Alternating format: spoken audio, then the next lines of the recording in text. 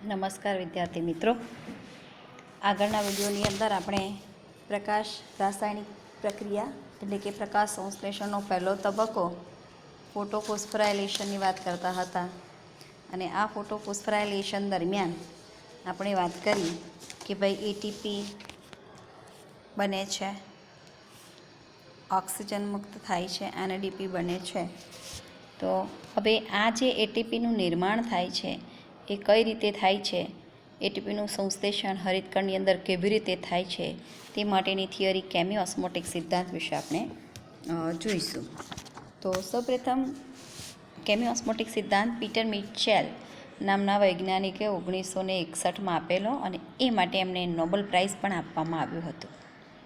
વાસ્તવિક રીતે એટીપીનું સંશ્લેષણ હરિતકણમાં કેવી રીતે થાય છે એ સમજતા પહેલાં આપણે વાત કરીશું કે એટીપીનું જે નિર્માણ જે છે એ એટીપીનું સંશ્લેષણની જે પ્રક્રિયા જે છે એ પ્રોટોન ઢોળાંશને અનુસરીને થાય છે. અને હરિતકણમાં વાત કરીએ ને પ્રકાશ સંશ્લેષણની પ્રક્રિયા, તો હરિતકણમાં એટીપીનું નિર્માણ થાઇલેકોઇડની અંદર થાય છે. થાઇલેકોઇડ પટલ જે છે એનું આ રસ્તર છે અને આ એની અંદરની બાજુ છે અને આ બાજુ એની બહારની બાજુ તરીકે ઓળખવામાં આવે છે. તો એટીપી જે છે એ કણાભસૂત્રની અંદર પણ થાય છે, એટલે કણાભસૂત્રની અંદર પણ એટીપીના નિર્માણની પ્રક્રિયા થાય છે. એમાં પણ કેમી ઓસ્મોટિક સિદ્ધાંત જોઈશું. તો કણાભસૂત્ર જે છે એ કણાભસૂત્રની વાત કરીએ તો કણાભસૂત્રની અંદર H+ આયન, પ્રોટોન આયન જે છે, અહીં કણાભસૂત્ર જે છે આ એનું રસ્તર, બરાબર, આ કણાભસૂત્રનું બહારનું પટલ છે અને અહીં અંદર જે આવી ક્રિસ્ટીમય રચના છે તો એ એનું અંતઃપટલ છે. ત્યાં પણ આ રીતે ફોસ્ફોલિપિડનું આવરણ આવેલું હોય છે અને વચ્ચે પ્રોટીન ખૂપેલા હોય છે. એટલે રસ્તર એટલે કે કોષરસ પટલ કે જેના બંધારણમાં ફોસ્ફોલિપિડ અને પ્રોટીન આવેલા હોય. તો આ જે સમગ્ર પ્રક્રિયા જે છે એ થાઇલેકોઇડની અંદર થતી હોય છે. તો એની અંદર આવેલા પ્રોટીન જે છે એ કોઈક પ્રોટીન PS2 તરીકે વર્તે તો કોઈક PS1 તરીકે વર્તે. તેવી રીતે કણાભસૂત્રની અંદર પણ કેટલાક ઉત્સેચકો આવેલા હોય જે પ્રોટીનના બનેલા છે અને તે એટીપી ઉત્સેચક તરીકે વર્તે છે. તો એ જ રીતે થાઇલેકોઇડની અંદર પણ એના રસ્તરના બંધારણમાં આવેલા પ્રોટીન એ વિષાણુવાહક તરીકે પણ વર્તે છે, કેટલાક પ્રોટીન એ ઉત્સેચક તરીકે પણ વર્તતા હોય છે. તો પહેલું આટલું કન્સેપ્ટ ક્લિયર હોવો જોઈએ. હવે આપણે વાત કરીશું કે ભાઈ આ જે પ્રોટોન ઢોળાંશ જે છે, બરાબર, H+ આયનની સાંદ્રતા જે છે એ કેવી રીતે વધે છે. તો કેમી ઓસ્મોટિક સિદ્ધાંતની વાત કરીએ તો જે અહીં જે આકૃતિ આપણે આપેલી છે, અહીં જે આકૃતિ છે જો કે આ જે છે આખું થાઇલેકોઇડ દોરેલું છે, આખું થાઇલેકોઇડ, આ થાઇલેકોઇડનું રસ્તર છે. એની અંદર આ રીતે આવા ફોસ્ફોલિપિડ પણ હોય અને આ વચ્ચે પ્રોટીન છે, અહીં પાછા ફોસ્ફોલિપિડ હોય. તો આ પ્રોટીન એટલે આખું રસ્તર કોષરસ પટલની જે રચના આપણે દોરીએ છીએ તે અહીં હોય છે. હવે ઇલેક્ટ્રોન જે છે, પ્રોટોન ઢોળાંશ કેવી રીતે સર્જાય છે એ આપણે જોવાનું છે. તો આપણને ખબર જ છે કે થાઇલેકોઇડની અંદર ગ્રાનાની અંદર PS1 અને PS2 બંને આવેલા હોય છે. PS1 અને PS2 બંને આવેલા હોય છે. એટલે અહીં જો આ PS2 દર્શાવ્યું છે, અહીં આ PS1 છે. આપણે જે અચક્રીય ફોટોફોસ્ફોરાયલેશનનો ચાર્ટ જે દોર્યો હતો તે આટલામાં છે એવું સમજો. તો અચક્રીય ફોટોફોસ્ફોરાયલેશનનો ચાર્ટ એટલે અહીં જો આપણે જોયું આયરો આ ચાર્ટ આખો અહીં દોરેલો છે થાઇલેકોઇડની અંદર. આ જ પ્રક્રિયા, સમગ્ર પ્રક્રિયા અહીં થાય છે. જો અચક્રીય ફોટોફોસ્ફોરાયલેશનમાં પહેલાં આપણે જોઈ લઈએ તો અહીં અચક્રીય ફોટોફોસ્ફોરાયલેશનની અંદર PS2ના પ્રક્રિયા કેન્દ્રમાં રહેલા ક્લોરોફિલ એના અણુઓ જે છે એ ઉત્તેજિત થઈ પ્રાથમિક વિષાણુ ગ્રાહકને આપે છે. ત્યાંથી આ ઇલેક્ટ્રોન અધોગામી પરિવહન વિષાણુ પરિવહન તંત્રમાં કરી PS1ને પોતાના ઇલેક્ટ્રોન આપી દે છે. એ દરમિયાન અહીં એટીપીનું નિર્માણ થતું હોય છે. તો એ એટીપીનું નિર્માણ કેવી રીતે થાય છે એ માટે અહીં જોઈએ કે વિષાણુવાહક તંત્ર જે છે, ઇલેક્ટ્રોન ટ્રાન્સપોર્ટ સિસ્ટમ જે અહીં છે, એની અંદર પ્લાસ્ટોક્વિનોન, સાઇટોક્રોમ અને પ્લાસ્ટોસાઇનિન આ અન્ય બીજાણુવાહકો અંદર આવેલા છે ઇલેક્ટ્રોન ટ્રાન્સપોર્ટ સિસ્ટમની અંદર. તો એ જ પ્રક્રિયા અહીં દર્શાવી છે. જો કે અહીં PS2ના પ્રક્રિયા કેન્દ્રમાં રહેલા ક્લોરોફિલ એના અણુઓ ઉત્તેજિત થતા હોય તે દરમિયાન પાણીના અણુનું વિઘટન થાય છે. એમાંથી H+ આયન મુક્ત થાય છે જે થાઇલેકોઇડની અંદર મુક્ત થતા હોય છે. ઇલેક્ટ્રોન PS2માંથી પ્રાથમિક વિજાણુગ્રાહકને મળે છે અને ત્યાંથી ઇલેક્ટ્રોન ટ્રાન્સપોર્ટ સિસ્ટમ ETSમાં દાખલ થાય છે. આ ETS જે છે એની અંદર આપણે જોયું કે પ્લાસ્ટોક્વિનોન, સાઇટોક્રોમ, તો એમાંનું અહીં જો એક પ્લાસ્ટોક્વિનોન દર્શાવ્યું છે કે થાઇલેકોઇડની બહાર જે સ્ટ્રોમા છે, આ સ્ટ્રોમા છે ત્યાં રહેલા હાઇડ્રોજન આયન પણ પ્લાસ્ટોક્વિનોન સાથે જોડાઈને PQ સાથે જોડાઈ, પ્લાસ્ટોક્વિનોનની સાથે હાઇડ્રોજન જોડાઈ PQH2 બને છે. આ દર્શાવ્યું છે અને પછી એ હાઇડ્રોજન આયન પણ અંદર દાખલ થયા છે. જસ્ટ ખાલી આકૃતિ સમજાવું છું, બરાબર. અને ત્યાર પછી સાઇટોક્રોમ બી જે છે ને એ આ H+ ને અંદર ખેંચી લાવે છે. એટલે આમ H+ની સાંદ્રતા થાઇલેકોઇડની અંદર વધતી જાય છે અને થાઇલેકોઇડની બહારની બાજુ આ છે ત્યાં H+ આયન ઓછા છે. હવે અહીં પ્રોટોન જોડાણ સર્જાયો. H+ એટલે કે પ્રોટોન આયન અંદર વધુ છે, બહાર ઓછા છે. તો પેલો પ્રસ્તરના બંધારણમાં રહેલો એક ઉત્સેચક જે એટીપી ઉત્સેચકની મેં વાત કરી એ H+ આયનને અંદર લઈ આવે છે અને એટીપી બનાવે છે. હવે અહીં અંદર સાંદ્રતા વધુ છે ને બહાર ઓછું, એનું બીજું એક રીઝન છે કે 4H+ આયન જે બહાર રહેલા છે એ બહાર રહેલા 4H આયન NADP સાથે જોડાઈને NADPH2ના નિર્માણમાં પણ વપરાઈ જાય છે. એટલે આમ હાઇડ્રોજન આયનની સાંદ્રતા અંદર વધુ ને બહાર ઓછી, જેને પ્રોટોન જોડાંશ તરીકે ઓળખવામાં આવે છે. તો હવે આપણે પ્રોટોન જોડાંશનું સર્જન કયા કારણોસર થાય છે એના વિશે આપણે ડિટેલમાં જોઈએ. પ્રોટોન જોડાંશનું સર્જન પટલની આરપાર વધવાનું કારણ એ છે, પહેલું કે જ્યારે થાઇલેકોઇડ પટલની અંદર હાઇડ્રોજન એટલે કે પાણીનું વિભાજન H2Oનું એટલે કે પાણીનું વિભાજન થાય ત્યારે H+ જે છે એની અંદર સંચિત થયેલા હોય છે, બરાબર. તો એ આપણે જોયું. અહીં જોયું કે ભાઈ આ જો PS2ના પ્રક્રિયા કેન્દ્રમાં રહેલા ક્લોરોફિલ એના અણુ ઉત્તેજિત થાય તે દરમિયાન પાણીના અણુનું વિઘટન થાય અને H+ આયન મુક્ત થાય છે. એટલે અંદર પટલની અંદર આ થાઇલેકોઇડ પટલની અંદરની બાજુ છે ત્યાં H+ની સાંદ્રતા વધતી હોય છે. ત્યારબાદ વાત કરીએ કે જ્યારે ઇલેક્ટ્રોન જે છે, બીજું કે જ્યારે ઇલેક્ટ્રોન એક ફોટો સિસ્ટમમાંથી પસાર થઈને બીજી ફોટો સિસ્ટમમાં દાખલ થતા હોય, એટલે ઇલેક્ટ્રોન ફોટો સિસ્ટમમાંથી પસાર થતા હોય છે, અહીં ETSમાંથી પસાર થતા હોય ત્યારે પણ H+ પટલની આરપાર સ્થળાંતરિત થઈ જાય છે, બરાબર. એટલે કે અહીંથી જ્યારે ઇલેક્ટ્રોન પસાર થતા હોય ત્યારે પણ H+ આયન અહીં થાઇલેકોઇડની બહાર એટલે કે આધારકમાં રહેલા H+ એ અંદર આવે છે. તે અહીં આકૃતિમાં દર્શાવ્યું છે. આકૃતિને આપણે ઝૂમ કરીશું. અરે કે એવું એટલા માટે થાય છે કે ઇલેક્ટ્રોનનો પ્રાથમિક ગ્રાહક, અહીં જોયું ને આ PS2માંથી પ્રાથમિક ગ્રાહક, આકૃતિ હરખી બતાવું કે અહીં જો એવું એટલા માટે થાય કે ઇલેક્ટ્રોનનો પ્રાથમિક ગ્રાહક જે છે ને આ PS2માંથી મુક્ત થયેલા ઇલેક્ટ્રોનનો પ્રાથમિક ગ્રાહક તો ક્યાં છે? અહીં બહારની બાજુ છે, આધારક તરફ છે, બરાબર. એટલે કે પટલની બહાર તરફ આવેલો છે અને તેના પોતાના ઇલેક્ટ્રોન જે છે એ એક ઇલેક્ટ્રોન વાહક તરફથી સ્થળાંતરિત કરતા નથી, પરંતુ H+ વાહક તરફ સ્થળાંતરિત કરે છે. H+ વાહક એટલે શું? તો જો અહીં આપણે ETS વચ્ચે દોરતા હતા ને, જ્યાં પ્લાસ્ટોક્વિનોન, સાઇટોક્રોમ ને પ્લાસ્ટોસાઇનિન આવેલું હોય છે, બરાબર. તો આ જે ઇલેક્ટ્રોન જે છે એ ઇલેક્ટ્રોન સૌપ્રથમ પ્લાસ્ટોક્વિનોન જે છે એ ગ્રહણ કરે છે હાઇડ્રોજન આયન H+ જે છે ઇલેક્ટ્રોન વાહક તરફ, બીજાણુ વાહક તરફ ઇલેક્ટ્રોન જાય છે અને પછી હાઇડ્રોજન આયન જે આધારકમાં રહેલું છે તે હાઇડ્રોજન આયન પ્લાસ્ટોક્વિનોન સાથે જોડાઈ જાય છે અને એનું PQHમાં રૂપાંતરણ થઈ જાય છે. તે દરમિયાન સાઇટોક્રોમ બી જે છે એ H+ આયનને થાઇલેકોઇડની અંદર ખેંચી લાવે છે, પંપ કરી લાવે છે. એટલે આમ ઇલેક્ટ્રોન પ્રવાહના સમયે આ અણુ H+ અણુ પ્રોટોન આયન આધારકમાંથી અહીંયા થાઇલેકોઇડની અંદર આવે છે. એટલે જ્યારે આ અણુ પોતાના ઇલેક્ટ્રોનને પટલની અંદર તરફ આવેલા ઇલેક્ટ્રોન વાહકને આપી દે છે.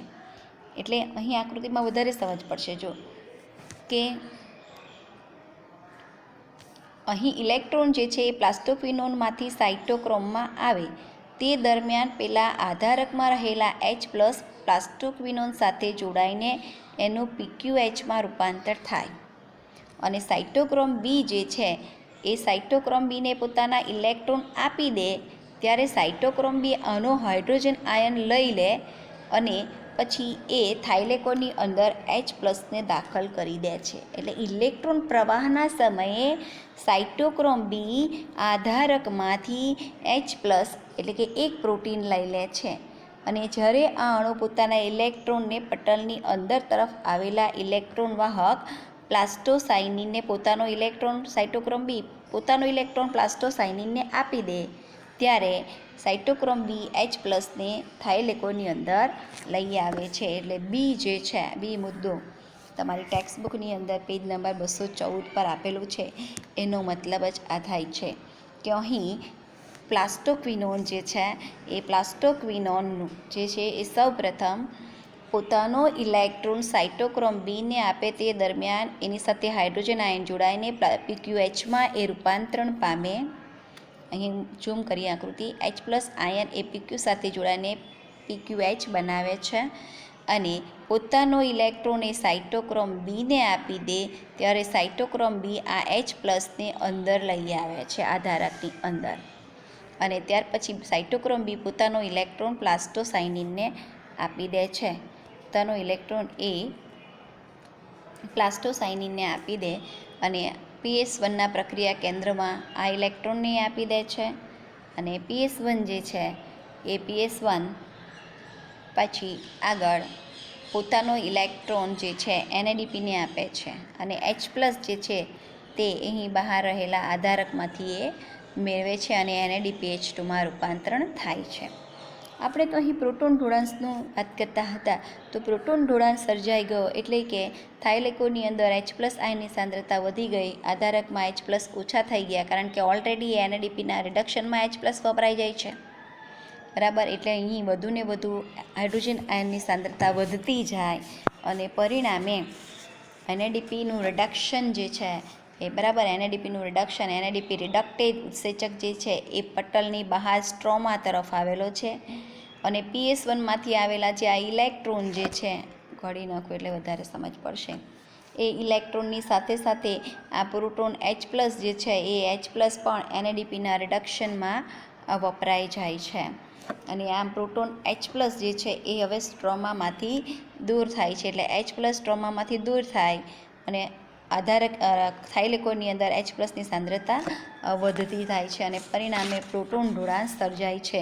એટલે આમ હરિતકણના સ્ટ્રોમામાં H+ NADPના રિડક્શનમાં વપરાઈ જતા હોવાને કારણે સ્ટ્રોમાની અંદર એટલે કે આધારકની અંદર H+ની સાંદ્રતા ડિક્રીઝ થાય, ઓછી થાય અને આ રીતે થાઇલેકોઇડ પટલની અંદર ઇન્ક્રીઝ થતી જાય છે H+ની સાંદ્રતા. એટલે આમ એક પ્રોટોન ઢોળાંશ સર્જાય છે અને એ જ રીતે પોલાણની અંદર H+ની સાંદ્રતા વધવાને કારણે pHની અંદર નોંધપાત્ર ઘટાડો થતો જાય છે. તો આમ આ પ્રોટોન ઢોળાંશ જે છે એ તૂટવાથી H+ જે છે એ અંદરથી થાઇલેકોઇડની અંદરથી બહાર આવવાને કારણે ઉર્જા મુક્ત થાય છે અને આ ઉર્જા જે છે એ પટલમાં આવેલા ATPase આ છે ને ગ્રીન અને રેડ એ ATPase ઉત્સેચક દ્વારા ઉત્પન્ન થાય છે. તો સૌપ્રથમ આપણે આ ATPase ઉત્સેચક જે છે ATPase ઉત્સેચક એની વાત કરીશું. તો ATPase જે છે એ પટલ 2 ભાગ ધરાવે છે. એનો આ ભાગ F0 ભાગ જે છે આટલો ભાગ F0 એ પટલની અંદર સ્થાપિત છે. જો આ રેડ પોર્શન એ પટલની અંદર છે પાર પટલ માર્ગની રચના કરે છે અને જે પટલની આરપાર આવેલા H+ જે છે એના H+ના બહારની તરફ લઈ જવાનું કામ કરે છે. અંદરથી H+ને એ બહાર લાવે છે. અને F1 ભાગ આટલો ભાગ જે છે એ એનો F1 પોર્શન છે. પટલની બહારની સપાટી પર આ રસ્તર છે, આ પટલ છે એની બહારની સપાટી પર ઉપસેલ છે અને ચોક્કસપણે ઢોળાંશ તૂટવાની ક્રિયા માટે પર્યાપ્ત માત્રામાં એ ઉર્જા પૂરી પાડે છે, જેના કારણે જેવા H+ એ અહીંથી આટલે આ F0ની અંદરથી F1માં દાખલ થાય એટલે ATPA ઉત્સેચક જે છે એની અંદર કંઈક પરિવર્તન ઉત્પન્ન કરે છે, એની અંદર પરિવર્તન આવે છે અને ઉત્સેચકીય પ્રક્રિયા દ્વારા ઉર્જાથી પ્રચુર ATPનું નિર્માણ થાય છે. ATPમાંથી ATPનું નિર્માણ થાય છે. એટલે આમ કેમિઓસ્મોટિક સિદ્ધાંતની મદદથી ATP અણુનું નિર્માણ થતું જોવા મળે છે. તો આ રીતે કેમિઓસ્મોટિક સિદ્ધાંત જે છે એ કેમિઓસ્મોટિક સિદ્ધાંત એટલે કે અહીં જે આપણે ATP દર્શાવીએ છીએ એ ATP કેવી રીતે બને છે એની વાત છે. પ્રોટોન ઢોળાંશને કારણે ATPનું નિર્માણ થાય છે અને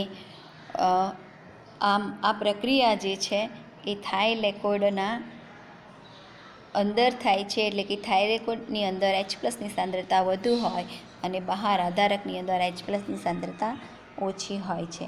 તો આ વાત થઈ કેમિઓસ્મોટિક સિદ્ધાંત. હવે કેમિઓસ્મોટિક સિદ્ધાંત માટેના જરૂરી ઘટકો કયા છે? તો કેમિઓસ્મોટિક સિદ્ધાંત માટેના જરૂરી ઘટકોની વાત કરીએ તો એ એક પટલ, એની અંદર એક પટલની જરૂર પડે, એક પ્રોટોન પંપની જરૂર પડે, એટલે કે એક પટલ એટલે કે આ રસ્તર થાઇલેકોઇડનું પટલની જરૂર પડે. આ ઉપરાંત એક પ્રોટોન પંપ, બરાબર, એ પ્રોટોન પંપની જરૂર પડે. પ્રોટોન ઢોળાંશ સર્જાવો જોઈએ અને ATPA ઉત્સેચકની જરૂર પડે છે. થાઇલેકોઇડના પોલાણ જે છે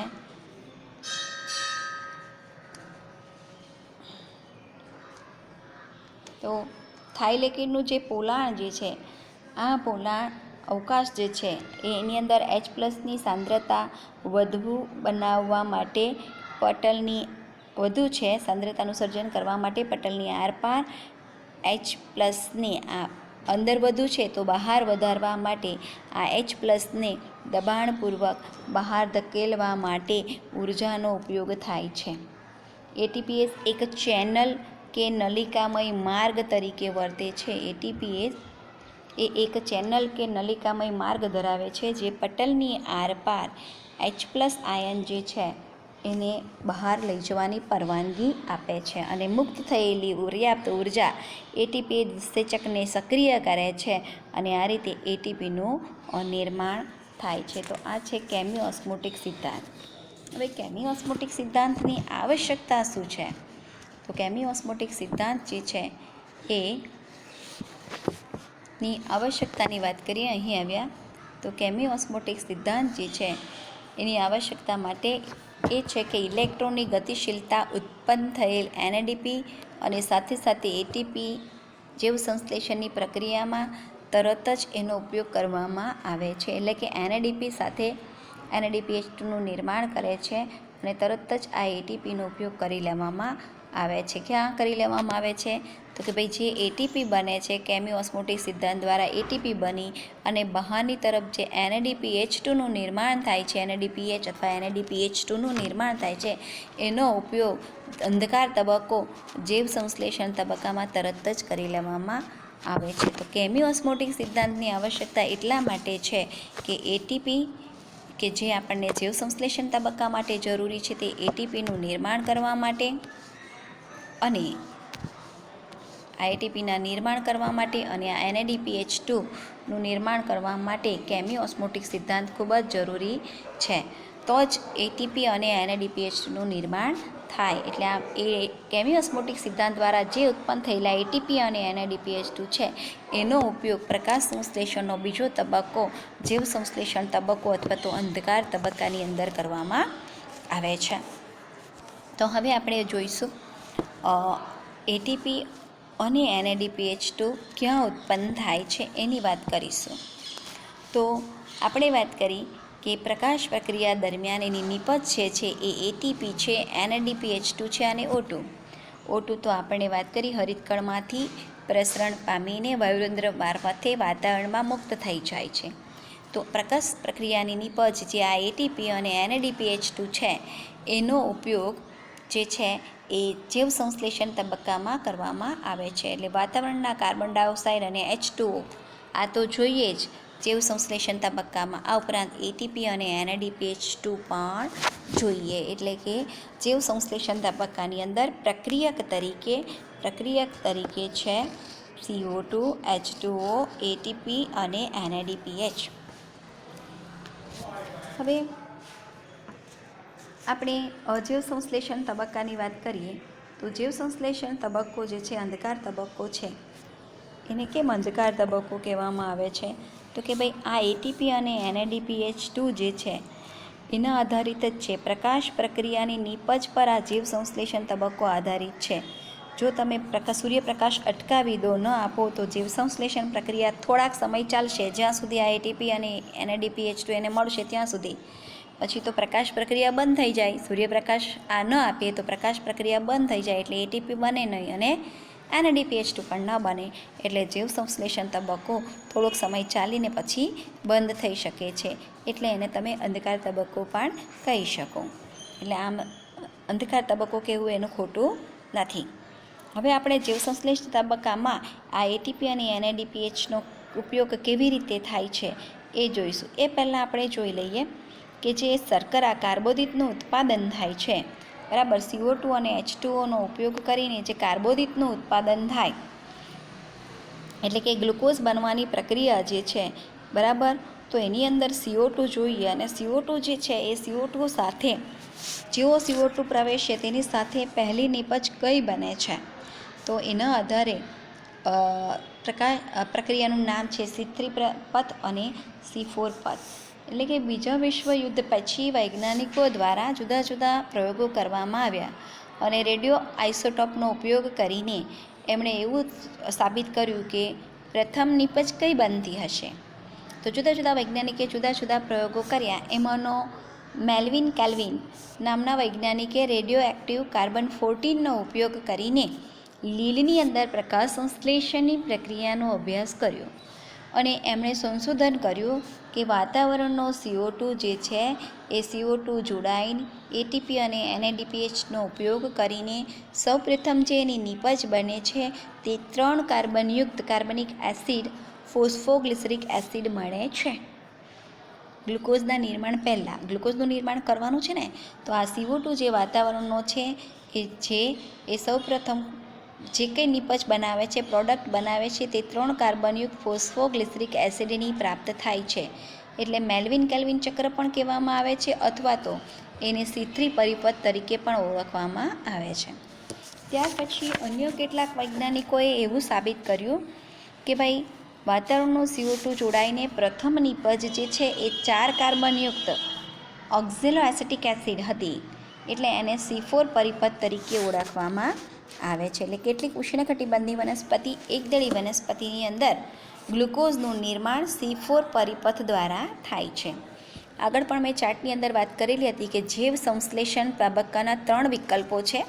એટલે કે C3 પથ પ્રકારે ગ્લુકોઝનું નિર્માણ થઈ શકે, C4 પથ પ્રકારે પણ ગ્લુકોઝનું નિર્માણ થઈ શકે, અને બીજું એક વાત કરી હતી કે પ્રકાશ શ્વસન દ્વારા પણ ગ્લુકોઝનું નિર્માણ થઈ શકે, કે જ્યારે વાતાવરણમાં પર્યાપ્ત માત્રામાં કાર્બન ડાયોક્સાઇડ ન હોય તો પ્રકાશ શ્વસન દ્વારા પણ ગ્લુકોઝ વનસ્પતિ બનાવે છે.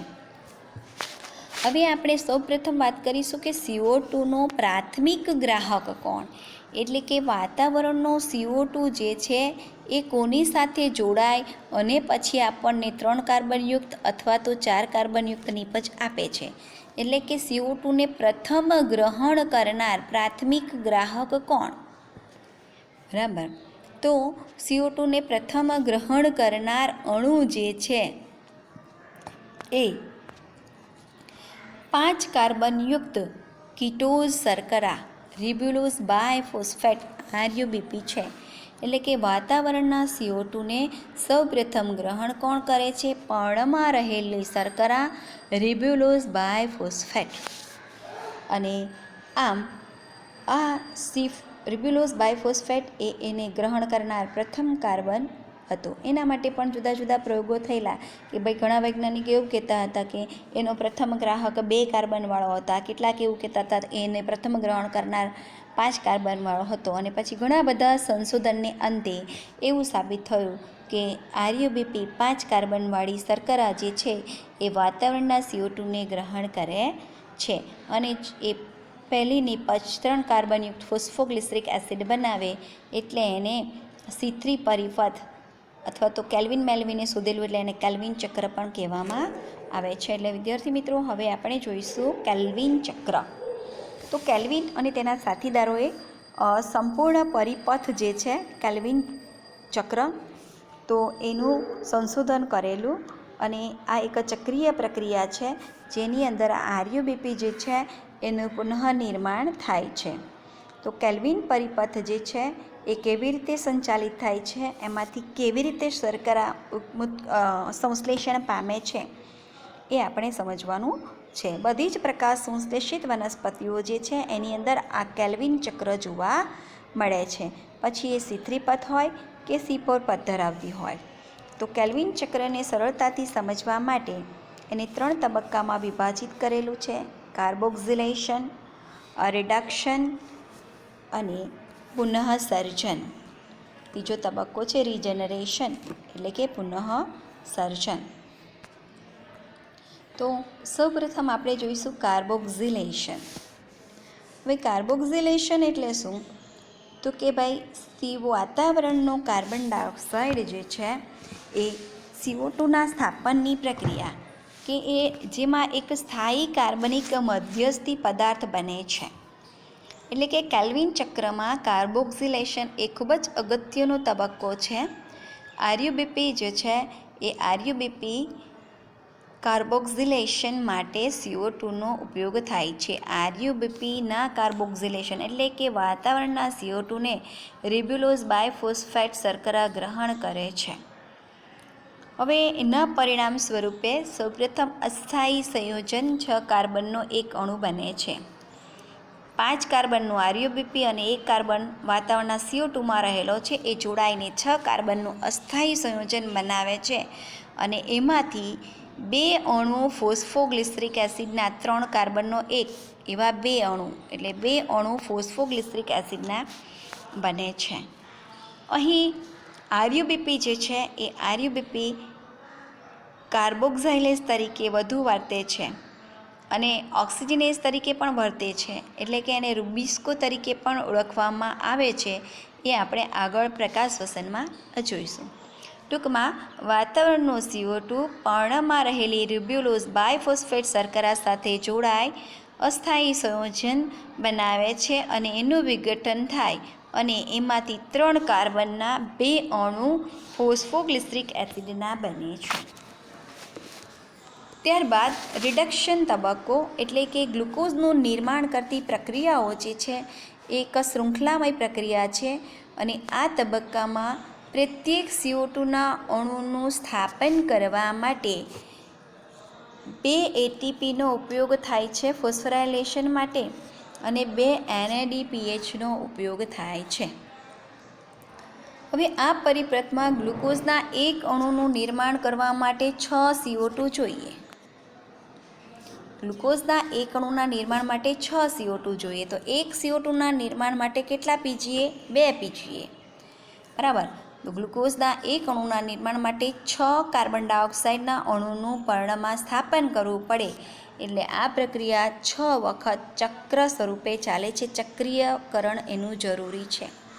એટલે અહીં આપણે આના પ્રમાણે લખીએ તો અહીં 6 CO2, 6 આરયુબીપી, 6 અસ્થાયી સંયોજન, 6 × 2 12 PGA બને. બરાબર. અથવા તો 6ની વાત ના કરીએ, આપણે અત્યારે આની જ વાત કરીએ કે વાતાવરણનો CO2 આરયુબીપી સાથે જોડાઈને 2 PGA બનાવે છે. હવે આ 2 ફોસ્ફોગ્લિસરિક એસિડના અણુનું રિડક્શન કરવા માટે 2 ATP અને 2 NADPH2ના અણુઓનો ઉપયોગ થાય. એટલે PGAનું ફોસ્ફોગ્લિસરિક એસિડનું ફોસ્ફોગ્લિસરાલ્ડિહાઇડમાં રૂપાંતરણ થાય, એટીપીનું એડીપીમાં નિર્માણ પામે અને NADPH2માંથી 2 NADP મળે છે. બરાબર. આ રીતે 2 ફોસ્ફોગ્લિસરાલ્ડિહાઇડના અણુઓ આપણને પ્રાપ્ત થયા.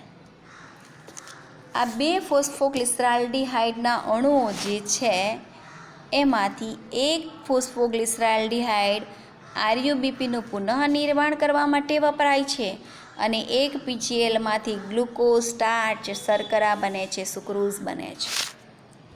એટલે ચક્રને સતત ચાલુ રાખવા માટે RUBPનું પુનઃનિર્માણ કરવું જરૂરી છે. હવે આપણે એનો જે આ ચાર્ટ છે એ જોઈએ. અહીં આપણે જોઈએ તો રિબ્યુલોઝ બાયફોસ્ફેટ RUBP 5 કાર્બનયુક્ત શર્કરા છે. એ વાતાવરણના CO2 સાથે જોડાઈને કાર્બોક્સિલેશન કહેવાય, CO2નું સ્થાપન એટલે કાર્બોક્સિલેશનનો તબક્કો કરે છે, જે દરમિયાન CO2 RUBP સાથે જોડાય છે અને RUBP સાથે જોડાઈને 3 કાર્બનયુક્ત ફોસ્ફોગ્લિસરિક એસિડ કે જે તમને 3 ફોસ્ફોગ્લિસરેટ બતાવ્યું છે, 3 કાર્બનયુક્ત ફોસ્ફોગ્લિસરિક એસિડનો અણુ બનાવે છે. આ ફોસ્ફોગ્લિસરિક એસિડના રિડક્શન માટે આપણે કીધું 2PGAના રિડક્શન માટે 2 ATP જોઈએ, 2 NADPH2 જોઈએ. એટલે આપણને એમાંથી 2 ADP અને 2 NADP અને ફોસ્ફેટના 2 અણુ પ્રાપ્ત થાય છે. એટલે કે અહીં PGAનું રિડક્શનની પ્રક્રિયા થઈ. એટલે બીજો તબક્કો ફોસ્ફોગ્લિસરિક એસિડનું રિડક્શન, જે દરમિયાન કાર્બોદિતનું નિર્માણ પ્રકાશ રાસાયણિક પ્રક્રિયાથી નિર્માણ પામેલ ATP અને NADPHનો વપરાશ અહીં દર્શાવ્યો છે. અહીં ATP અને NADPH વપરાય છે અને આપણને મળે છે ટ્રાયોસ ફોસ્ફેટ શર્કરા ફોસ્ફોગ્લિસરાલ્ડિહાઇડ PGAL. જૈવ સંશ્લેષણ દરમિયાન સમજાવેલું મેં ડાયહાઇડ્રોક્સી એસિટોન અને ફોસ્ફોગ્લિસરાલ્ડિહાઇડ પ્રકાશ સંશ્લેષણની ટ્રાયોસ શર્કરા પ્રકાશ સંશ્લેષણ દરમિયાન ઉત્પન્ન થાય છે. તો આ ટ્રાયોસ ફોસ્ફેટ એટલે કે ફોસ્ફોગ્લિસરાલ્ડિહાઇડ ઉત્પન્ન થાય છે. 2 અણુ ફોસ્ફોગ્લિસરાલ્ડિહાઇડમાંથી 1 અણુ સુક્રોઝના નિર્માણમાં વપરાય છે અને 1 અણુ RUBPના પુનઃનિર્માણમાં વપરાય છે. ફોસ્ફોગ્લિસરાલ્ડિહાઇડમાંથી જ્યારે RUBPનું પુનઃનિર્માણ થાય ત્યારે 1 ATPનો અણુ વપરાય છે અને રિડક્શન માટે અહીં કેટલી ATP વપરાય છે? 2 ATP વપરાય છે. NADPH2માંથી NADP બને, બરાબર. તે દરમિયાન એટલે કે ફોસ્ફોગ્લિસરિક એસિડના રિડક્શન માટે 2 ATP વપરાય અને 2 NADPH2 વપરાય છે. અહીં આપણે આ ચાર્ટની અંદર જ સમજીએ તો C3 પરિપથ જે છે એ C3 પરિપથની જો આપણે અહીં વાત કરીએ તો C3 પ્રક્રિયા જે છે એ C3 પ્રક્રિયાની અંદર પુનઃસર્જન એટલે કે ચક્રને સતત ચાલુ રાખવા માટે 2 ફોસ્ફોગ્લિસરાલ્ડિહાઇડમાંથી 1 ફોસ્ફોગ્લિસરાલ્ડિહાઇડ જે છે એ RUBPના પુનઃનિર્માણમાં વપરાઈને એકમાંથી શર્કરા બને છે. હવે અહીં આપણને એક પ્રશ્ન પૂછ્યો છે કે ગ્લુકોઝના એક CO2, અહીં જોઈએ આપણે CO2ના એક અણુના સ્થાપન માટે, અહીં જોઈએ CO2ના એક અણુના સ્થાપન માટે બરાબર આપણને કેટલી ATP જોઈએ છે? 3 ATP. જો 2 ATP અહીં અને 1 ATP RUBPના પુનઃસર્જનમાં વપરાય છે. એ આપણે અહીંયા ચાર્ટ પરથી જોઈએ. આ રહ્યો અહીં ચાર્ટ આપ્યો છે કે 2 ATP અહીં વપરાય છે ને 1 ATP અહીં વપરાય છે. એટલે ટોટલ 3 ATP વપરાય CO2ના એક અણુના સ્થાપન માટે. આવા આપણે CO2ના કેટલા અણુનું સ્થાપન કરવાનું છે? 6. એટલે 6 તારી 18 એટીપી આપણને જોઈએ. 6 CO2ના અણુનું સ્થાપન કરવા માટે અથવા તો ગ્લુકોઝના એક અણુના સ્થાપન માટે 18 એટીપી આપણને જોઈએ. ત્યારબાદ NADPH2ના અણુ કેટલા જોઈએ? એક CO2ના અણુના સ્થાપન માટે 2 NADPH જોઈએ. તો આવા 6 CO2ના અણુ માટે કેટલા જોઈએ? 6 × 2 બરાબર 12 NADPH આપણને જોઈએ. તો વિદ્યાર્થી મિત્રો, અહીં મેં આપ્યું છે રિજનરેશન તબક્કો, પુનઃસર્જન, બરાબર. એ દરમિયાન મેં અહીં દર્શાવ્યું છે કે CO2ના એક અણુના સ્થાપન માટે 3 એટીપી અને 2 NADPH2 જરૂરી. ગ્લુકોઝના એક અણુ માટે 6 CO2 જોઈએ ને, C6H12O6. એટલે આવા 6 CO2ના સ્થાપન માટે 18 એટીપી અને 12 NADPH જોઈએ. અહીં પ્રક્રિયક તરીકે 6 CO2ના અણુઓમાંથી એક ગ્લુકોઝનું બને છે અને એ માટે 18 એટીપી જોઈએ, એમાંથી 18 એડીપી બને છે, અને 12 NADPH જોઈએ, એમાંથી 12 NADP બને છે. અહીં લખ્યું છે, જો 6 CO2ના સ્થાપન માટે 6 RUBPના અણુઓ, 18 એટીપી, 12 NADPH જોઈએ, એમાંથી 6 RUBPનું પુનઃનિર્માણ કરે, એમાંથી ગ્લુકોઝ બને, એડીપી બને અને NADP અને ફોસ્ફેટ મુક્ત થાય છે. તો આમ C3 પથ પ્રકારે ગ્લુકોઝના નિર્માણની પ્રક્રિયા આપણે જોઈ. હવે આપણે આગળ C4 પરિપથ હવે પછીના વિડીયોમાં જોઈશું.